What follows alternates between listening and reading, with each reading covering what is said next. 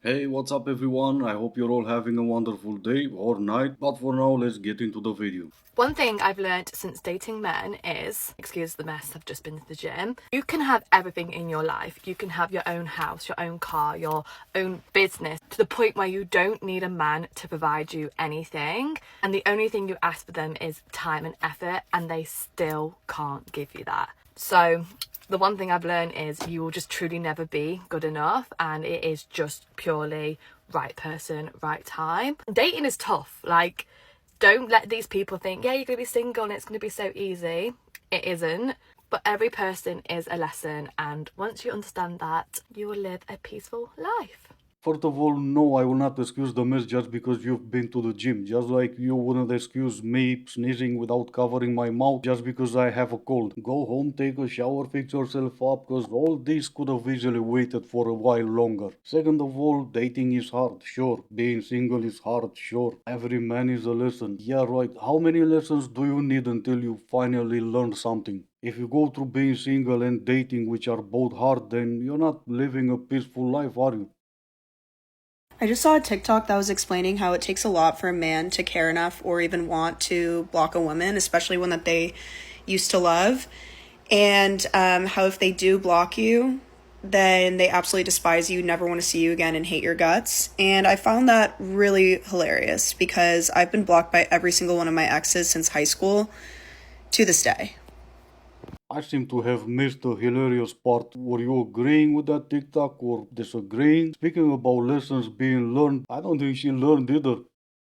Here are the 5 manifestation boosters that keep my frequency lethal even in the middle of the biggest negotiations of my life. Number 1, time dissipates energy.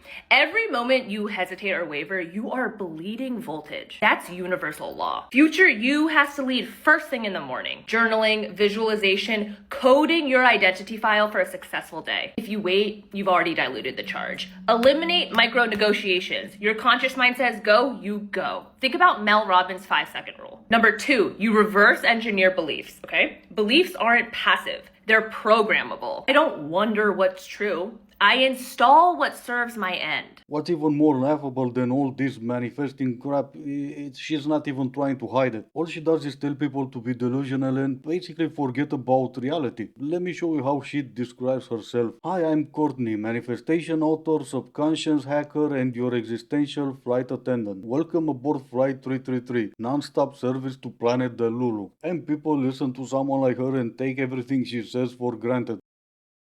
I don't know who needed to hear this today, but you need to start waking up every single morning thinking that you are the knowing that you are the sexiest, most magnetic, most beautiful woman to ever walk these streets. You were an angel dropped down from the heavens. You are literally a goddess. Yeah, they're all crazy. And the hotter they are, the crazier they get. And yes, it's our fault, because we think nothing can go wrong. We want to sleep with them, so we tell them, no, baby, you're not crazy. You're just special. And before we know it, our entire living room is filled with crystals and scented candles. And that's about time when we regret not telling them the truth. But hey, at least they know they look good and they do take the opportunity every chance they get to talk about something else other than just looks. These are 10 things I stopped doing that made me feel hotter. And none of those 10 were develop a personality, learn new skills, get a hobby, read a book. Just pull your pants as down as TikTok will allow it. Okay, I just saw a video of a girl who I think is like 30 years old talking about all the things she has done to look younger.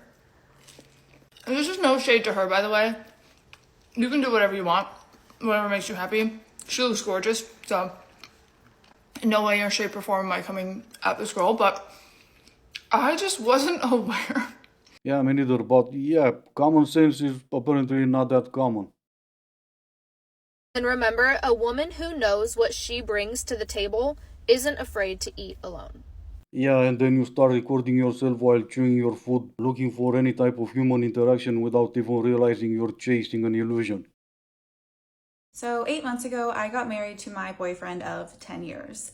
And 2 months ago, I filed for divorce. And I know it sounds crazy getting a divorce after 6 months, but honestly, I think the marriage had to happen for me to realize the relationship just wasn't working. Something inside me just felt off. I always felt like there was something wrong in my life that I just couldn't put my finger on. So after getting married, I made it my mission to figure out what was wrong. I learned to question everything in my life and actually listen to my inner voice.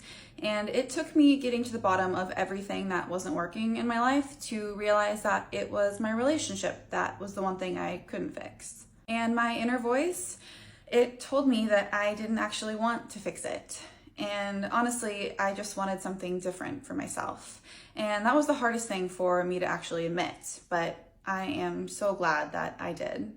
Translation, she got bored and she wanted to feel butterflies again. Her life was exactly the same, the only thing that changed was that she signed a piece of paper. My question is, why the hell do men still want to get married? That guy's life was fine until 8 months ago. Nothing changed in his life either, except he signed a piece of paper. And then his entire life turned upside down. You guys know that theory where they say the best relationships are the ones where the man is like a golden retriever? Like the man is more obsessed with the woman than the woman is with the man? Okay, I have a hot take. I think the best relationships are the ones where each partner thinks the other partner is the prize. Now I'm biased because this is the type of relationship I'm in and we just work, we really do. But my husband is truly obsessed with me, like physically, emotionally, mentally, and I am obsessed with him. Like I think that how the hell did I score this man? And that man thinks, how the hell did I score this woman? Like we truly feel like we're walking around with a rare diamond. I don't know. That's just my hot take. I really think that's the best relationships. Yeah, I don't think you realize just saying you're obsessed with your husband, it makes you a rare diamond. And you know, if it makes you feel any better, not that you would need that, all those lunatics on TikTok looking for the golden retriever boyfriend to be obsessed with them, yeah, they're all single. I think one issue with modern dating that I haven't seen a lot of women talk about is the number of women who are disproportionately more educated than men. Between the ages of 25 and 34, women outnumber men in bachelor's degrees by 10%.